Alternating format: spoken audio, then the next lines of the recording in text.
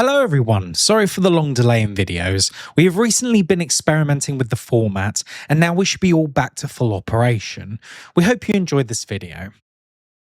Peter Mandelson has lit the fuse that will finally blow up the Starmer Labour leadership, although we don't yet know how long that fuse is. Labour's right wing, all those who are happy to be part of the same faction as Mandelson, are rushing to distance themselves with unseemly haste from the biggest political scandal in half a century around the now disgraced Labour grandee. But leaving aside Mandelson's personal links with the paedophile Jeffrey Epstein, about which he lied repeatedly, his lifestyle, wealth, secretive factional machinations, slavish support for every Israeli policy, and, not least, his use of the Labour movement for his own personal enrichment are unfortunately typical of the outlook of many on the right wing of the Labour Party. On the specific issue of Mandelson's relationship with the despicable Epstein, there are not only questions for Keir Starmer to answer, but also for the media in general. It was revealed by the Financial Times in June 2023 that in 2009,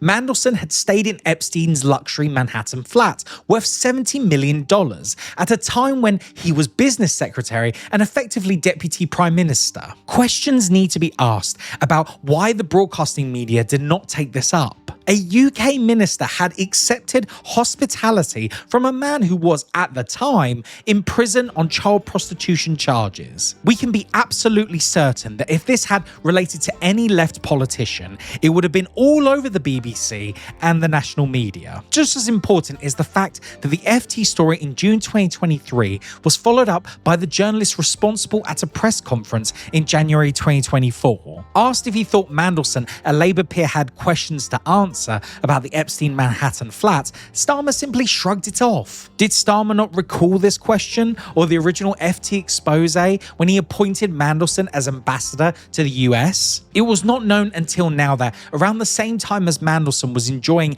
Epstein's hospitality, he was also sharing very sensitive government economic information with Epstein and his associates. These revelations, of which we would still have no knowledge but for the release of the Epstein files by the FBI, are now the subject of police inquiries. They will lead, we hope, to serious criminal charges and jail time. But there is another aspect to the whole Mandelson scandal that needs to be discussed by all Labour Party members and affiliated unions. Until very recently, Mandelson had the ear of most of the important figures on the right of the party. Mandelson has never been shy in demonising the left or supporting right-wing policies. He was one of the original architects of the Tony Blair New Labour project. He was twice brought back from disgrace to hold high office. After Jeremy Corbyn had been twice elected Labour leader, Mandelson stood up in the House of Lords and said he was working every day to undermine Jeremy Corbyn. And so he was, alongside his protege Morgan McSweeney, who was first head of Labour Together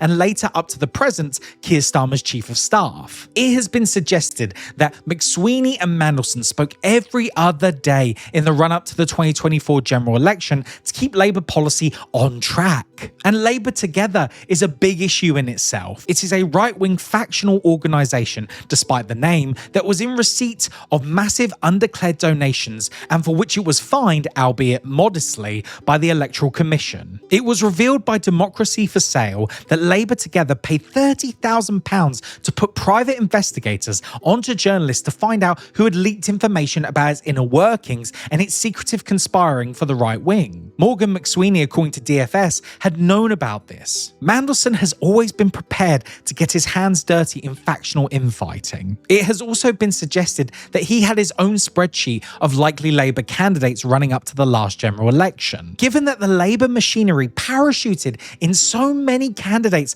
over the heads or against the wishes of local Labour members, it is highly likely that many of the same right-wing careerist MPs who are now rushing to distance themselves from Mandelson are only MPs because of his support. Another important aspect of the scandal is the way in which Mandelson used the Labour movement as an MP, a minister, and then as a Labour peer to enrich himself personally. His first two public disgraces were both over money. The first resignation in 1998 was over his failure to disclose a secret £373,000 loan from Geoffrey Robinson, who was then a fellow minister.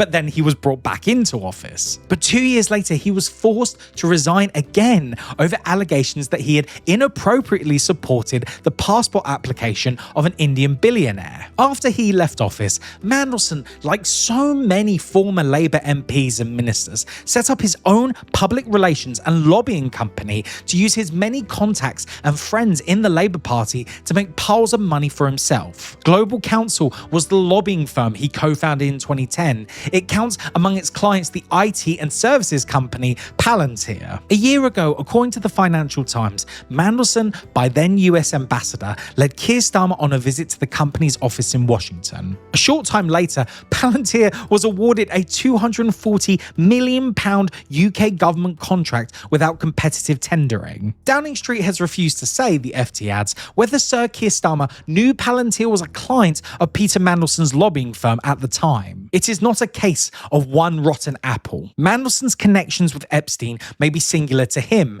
but the lifestyle, the lobbying on behalf of big business, with hobnobbing with millionaires, the tax dodging, and above all, the personal enrichment are the norm for so many former Labour MPs. Mandelson's latest scandal includes him apparently forgetting the gift of £75,000 from Epstein. This Labour peer trousers a sum of money twice what most workers earn in a year, and it is just pocket money to be overlooked. And still, until he became such a huge embarrassment, Labour's right wing indulged him, met with him, listened to him, feted him, and conspired with him against the left. Take Alan Milburn, for example. He was made health minister in the first Blair administration in 1997. In that role, he drove through many PFI deals on hospitals. The result was the cost of building every new hospital was paid for afterwards many times over. The NHS today is still suffering from the river of money flying out to the private PFI sector. Afterwards, he joined PricewaterhouseCoopers as chair of its UK Health Industry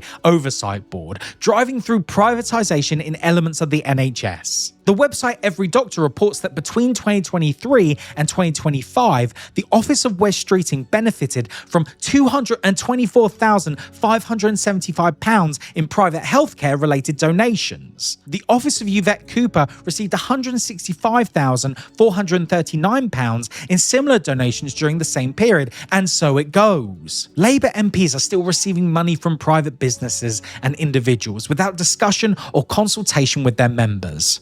Many live a lavish lifestyle far above what most workers can even dream about. Those Labour MPs on the right of the party who suppressed dissent and expelled dissidents, who were best pals with Mandelson until 2 weeks ago, manoeuvre and conspire against the left because they have no political arguments to justify their outlook or policies. They have no claim to being the political representatives of working people. And for all their fine words, they are the political and ideological representatives of capitalism. Labour members and affiliated unions should not only demand Starmer's head, they should demand systems that ensure Labour representatives genuinely represent working class people and not see politics as a career. Every single election, locally or nationally, should be preceded by an open candidate selection, democratically managed and run by local members. There should be no more meal tickets for life. Labour MPs should live on the wage of a skilled worker and give any excess back to the party. There should be no